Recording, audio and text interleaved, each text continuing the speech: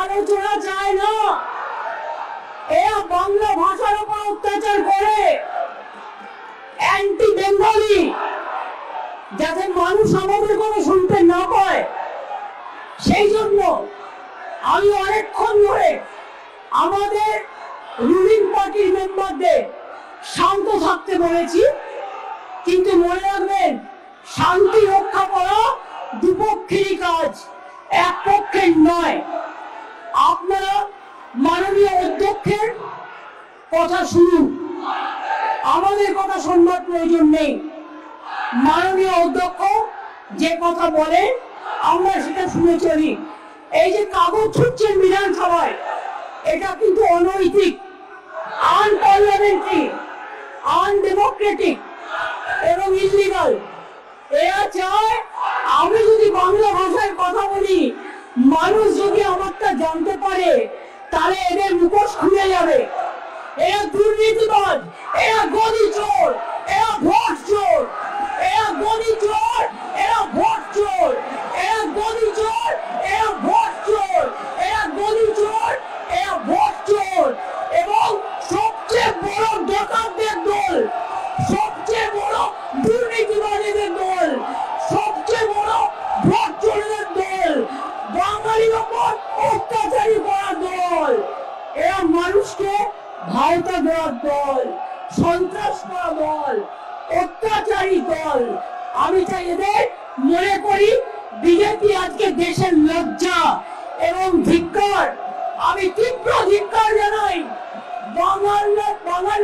বাংলা ভাষার উপর সন্ত্রাস করার জন্য, অত্যাচার করার জন্য। স্যার, এমন একদিন আসবে যেদিন বাংলার মানুষ একটা বিজেপিকেও এখানে দেখতে চাইবে না। বাংলার উপর অত্যাচার করে সব কটা হারবে, সব কটা হারবে, সব কটা হারবে। বাংলার ভাষা সন্ত্রাসের উপর অত্যাচার করে বাংলা ভাষায় যেটা যায় না, বাংলায় যেটা যায় না, এটা মনে রাখবেন। একই জিনিস আমি পার্লামেন্টে দেখেছি, আমাদের এমএলএদের এমপিদের গায়ে হাত তোলা হয়েছে, সিআইএসএফ ঢোকানো হয়েছে, বিএসএফ ঢোকানো হয়েছে, আমাদের লোকেদের মারা হয়েছে। আমরা সেটা করব না, তার কারণ এই বাংলা নবজাগরণের বাংলা, এই বিধানসভা সংস্কারের বাংলা, এই বাংলা আম্বেদকরের বাংলা, এই বাংলা নেতাজির বাংলা, এই বাংলা রবীন্দ্রনাথ ঠাকুরের বাংলা, এই বাংলা মৌলানা আবুল কালাম আজাদের আদর্শের বাংলা, এই বাংলা রবীন্দ্র নজরুলের বাংলা, এই বাংলা স্বামী বিবেকানন্দের বাংলা, এই বাংলা রামকৃষ্ণের বাংলা। এই বাংলা মনে রাখবেন, এই বাংলার মানুষ স্বাধীনতা আন্দোলনে রক্ত দিয়েছে। এদের তো তখন জন্মই হয়নি, এদের পার্টি তখন জন্মই হয়নি। আর নেই দরকার আপনারা বলার কেউ নেই, ওটা মানুষ আপনাদের বলবে। আর নেই দরকার কেন্দ্রীয় বিজেপি সরকার, আর নেই দরকার মোদীর সরকার, আর নেই দরকার গুন্ডাদের সরকার, আর নেই দরকার অমিত শাহ সরকার।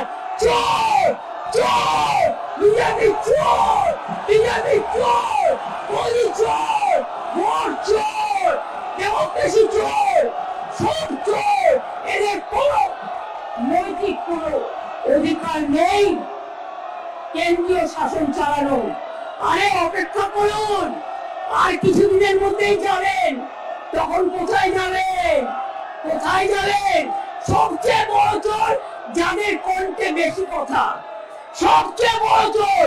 প্রত্যেকের কথা আমরা জানি, বলছি না তাই ভদ্রতা করে।